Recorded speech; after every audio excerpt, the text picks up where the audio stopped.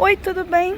Até que ponto você está disponível para os seus sonhos? Até que ponto você está disposto a fazer o que precisa ser feito, claro, dentro da ética, dentro das coisas corretas, para você conquistar o que você precisa?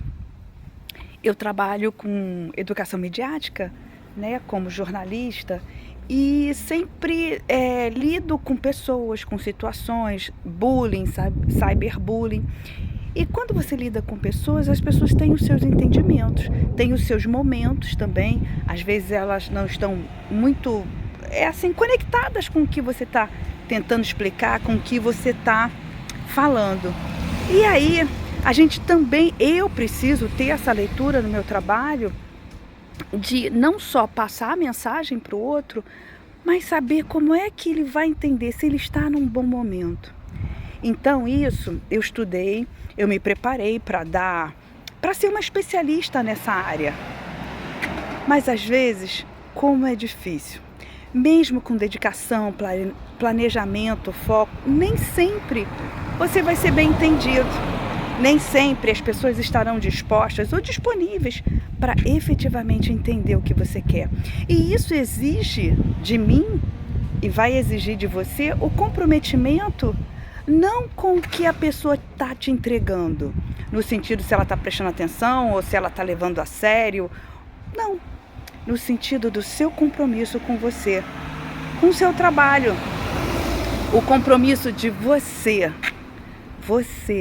entregar o que você acha que é melhor, independente da atitude, da reação, independente da recepção do outro. Se o outro não está pronto, é uma questão dele. Você está pronta, você se preparou, você estudou. Então agora, indo para o trabalho, eu também trabalho fazendo as oficinas, dando aula, né? A gente percebe quando a gente é bem entendido e quando a nossa mensagem não é bem entendida. E isso não é só uma questão de quem passa a mensagem, eu repito. Isso é muito mais uma questão também de quem recebe a mensagem. Então, se aplique aí no seu sonho, se planeje, mas tenha também a observação para saber que nem todo mundo vai estar pronto para receber o que você quer passar. E tá tudo bem, cada um no seu tempo, cada um no seu momento. E o seu momento, o seu momento é agora, você se preparou para ele.